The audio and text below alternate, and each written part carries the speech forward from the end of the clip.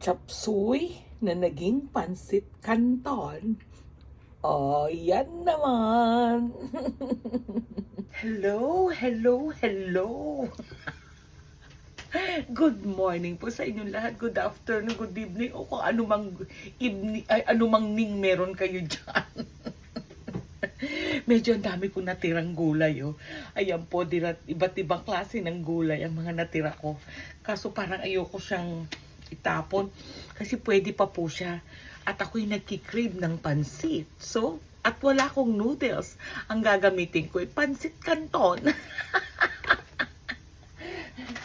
Ito ang ating mga noodles. O, diba? Remedy number 1. Wala akong noodles. Ito gagawin na natin. Yung mga pampangsit canton. As gagawin natin medyo sosyalin ang ating pansit canton. Sa mga hindi po nakakaalam paano pakukuluin ang noodles, ganito po. Pakuluin ang ating tubig at pag kumukulo na, pwede natin iligay si pansit canton noodles. Diba? Ayan. Tapos mga 2 minutes lang po yan. Pagkakulo, luto na yan. Pwede na natin yang hanguin. Ganyan lang siya. Hintayin mo lang kung kumulo ng 2 minutes. Mainit pa. I-drain po, tanggalin ng tubig. At of course, isama na. Lagyan, since dalawa po siya, isa lang yung ilalagay natin. Kasi baka may alat na yan. E tayo may salasa naman po yung ating vegetables. O, konting halo-halo. Ayan siya. Usok-usok. O, diba? Hindi na nasayang yung pansit natin. Yung craving mo pa ng yung pansit, abay, masasatisfy ka. Ngayon, isama natin ang gulay. Konti lang. Kasi, ayan. O, diba? Napainit ko na rin po itong ating gulay. Magiging pansit lang siyang gulay. May hipon yan, may mushroom, may broccoli, may cauliflower, may carrots, may celery, may bell pepper, o diba, chop suey na naging pansit. Haluin. Yes, yes, yo. Oh, ayan. Tignan nyo ang ating pansit canton na sinamahan po ng gulay. Isang remedy na naman para hindi po masira ang gulay. Minsan yung mga tao, yung mga anak natin na nanawa na sa gulay, may gulay ka pa, sayang. So, ito yung pwede mong gawin. Tikman yan. Umpisahan na yan. Ang ating gulay, isama.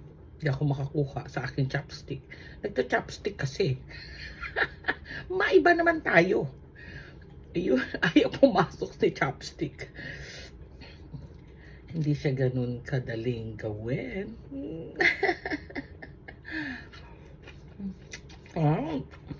Talaga. Ang sarap ng gulay.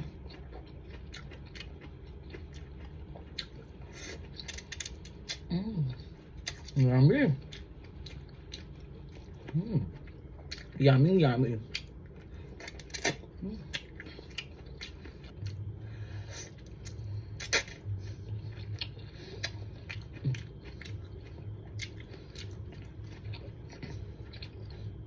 Apo. Palong-palok.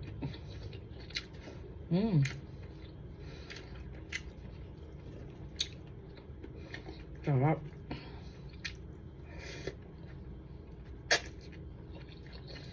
Yum, yum.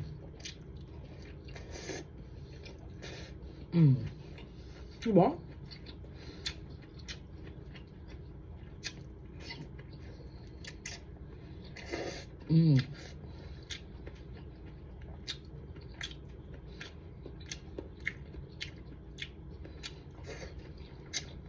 Sarap po ng pansit canton na may gulay.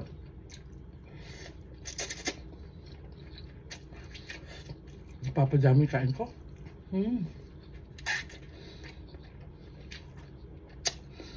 Yum, yum, yum.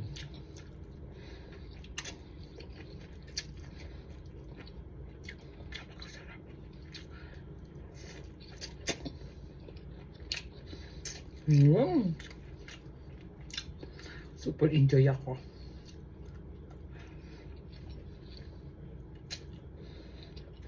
Oh.